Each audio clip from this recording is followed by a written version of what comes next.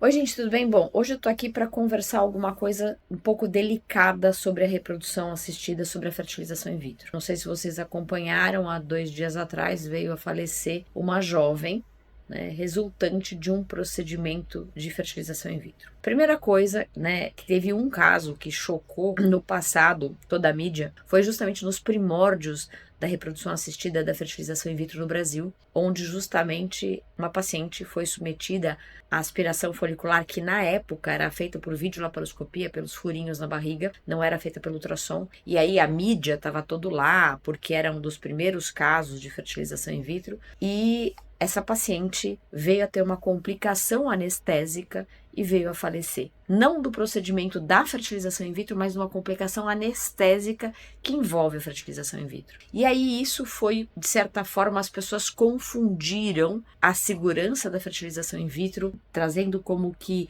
a fertilização in vitro era um procedimento de risco, tudo isso, e isso retardou muito o desenvolvimento da FIV no Brasil. Uma coisa que tem que deixar muito clara, os riscos atuais da fertilização in vitro são extremamente baixos. E quais são? Primeiro, na estimulação ovariana, tem que se tomar cuidado com as pacientes que são trombofílicas, que tem uma tendência à trombose. Por quê? Pela elevação do estrogênio, essa paciente pode desencadear uma trombose em detrimento da estimulação. Então, pacientes que têm esse antecedente, a gente consegue mitigar esse risco. De que forma? Usando anticoagulante durante a estimulação. Outro risco é justamente do procedimento anestésico da fertilização in vitro. E que, claro, quem são os pacientes que têm mais risco? São os pacientes que têm patologia de base, hipertensão, diabetes.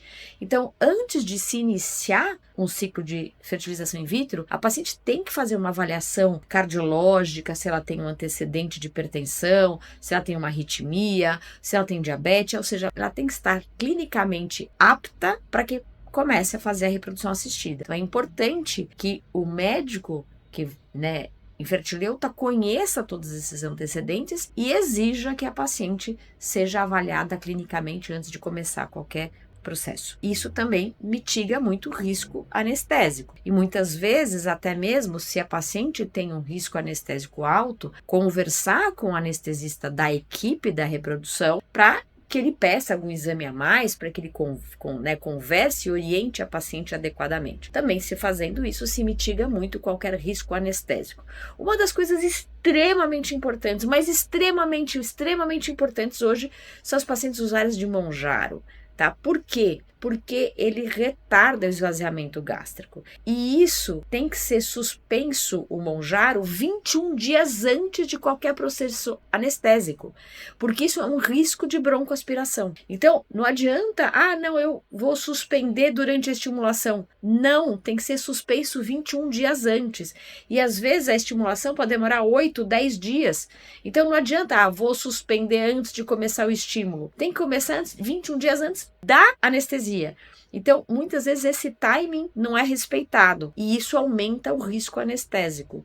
Então, isso é uma coisa que não pode acontecer. Outra coisa que pode acontecer é justamente acidentes durante a coleta dos óvulos. Por quê? Isso normalmente, o risco maior acontece entre as mulheres que têm múltiplas cirurgias abdominais, porque a anatomia da pelve está um pouco modificada, as estruturas estão aderidas umas às outras, isso aumenta o risco do procedimento. E quais seriam o risco? Perfurar uma alça intestinal, perfurar uma bexiga, e que isso acaba muitas vezes nem sendo visto no próprio procedimento, mas dias depois que a paciente começa a fazer febre, fazer dor abdominal, e aí, claro, essa paciente tem que ser internada e tem que ser tomada as devidas providências. O risco mais grave, vamos dizer assim, embora extremamente raro, é justamente a perfuração de um vaso. E é por isso que todos os centros de reprodução assistida são vinculados a serviços de emergência para que, se aconteça isso, a paciente seja extremamente, de uma forma muito rápida, encaminhada para um hospital mais próximo possível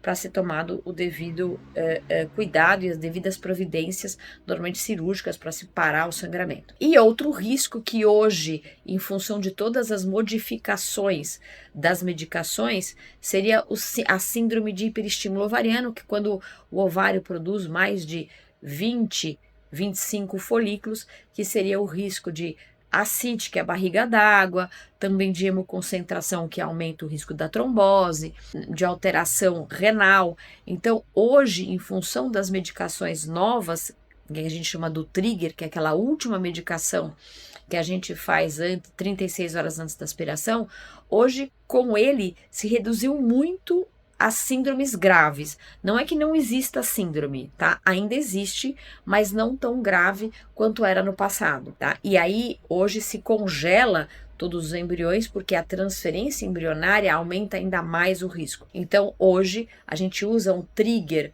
com análogo agonista do GNRH e não transfere embriões. E com isso, a gente consegue justamente ter uma segurança muito grande na fertilização assistida. Então, hoje, os riscos são, a grande maioria, evitáveis, desde que você tome todos os cuidados antes de começar um ciclo de reprodução assistida, e os outros riscos que existem hoje com as medicações novas são menores, com menor gravidade. Fica a dica.